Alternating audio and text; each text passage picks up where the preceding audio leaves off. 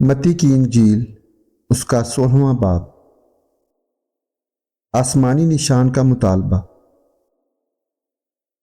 پھر فریسیوں اور صدوقیوں نے پاس آ کر آزمانے کے لیے اس سے درخواست کی کہ ہمیں کوئی آسمانی نشان دکھا۔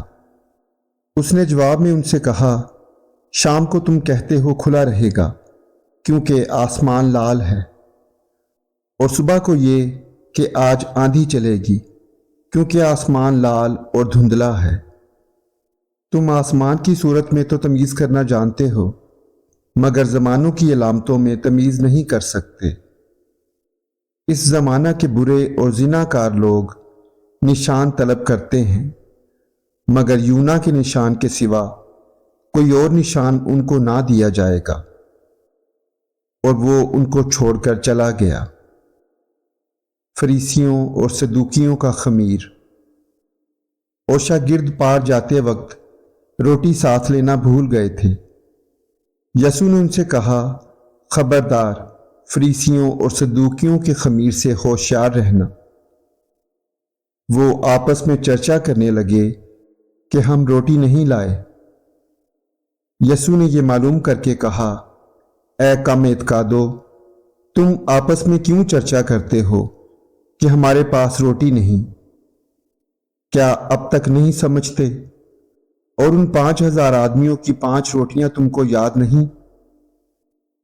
اور نہ یہ کہ کتنی ٹوکریاں اٹھائیں؟ اور نہ ان 4,000 آدمیوں کی 7 روٹیاں؟ اور نہ یہ کہ کتنے ٹوکرے اٹھائے؟ کیا وجہ ہے کہ تم یہ نہیں سمجھتے کہ میں نے تم سے روٹی کی بابت نہیں کہا؟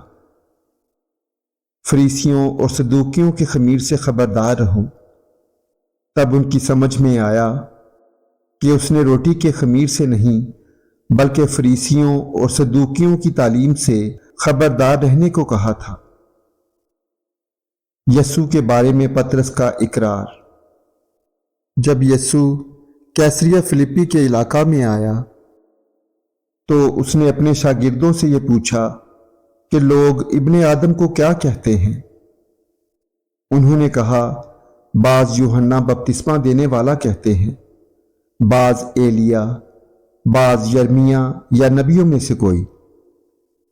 اس نے ان سے کہا، مگر تم مجھے کیا کہتے ہو؟ شمعون پطرس نے جواب میں کہا، تو زندہ خدا کا بیٹا مسیح ہے۔ یسوع نے جواب میں اس سے کہا، مبارک ہے تو شمعون بریونا، کیونکہ یہ بات گوشت اور خون نے نہیں بلکہ میرے باپ نے جو آسمان پر ہے تجھ پر ظاہر کی ہے۔ اور میں بھی تجھ سے کہتا ہوں کہ تو پطرس ہے، اور میں اس پتھر پر اپنی کلیسیا بناؤں گا، اور عالم ارواح کے دروازے اس پر غالب نہ آئیں گے۔ میں آسمان کی بادشاہی کی کنجیاں تجھے دوں گا، اور جو کچھ تو زمین پر باندھے گا وہ آسمان پر بندھے گا، اور جو کچھ تو زمین پر کھولے گا وہ آسمان پر کھلے گا۔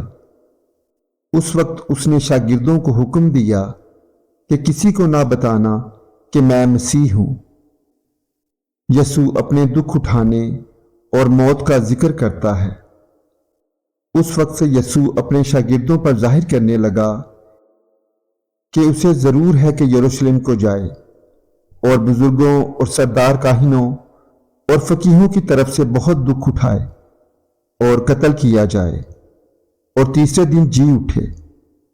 اس پر پطرس اس کو الگ لے جا کر ملامت کرنے لگا کہ اے خداوند، خدا نہ کرے یہ تجھ پر ہرگز نہیں آنے کا۔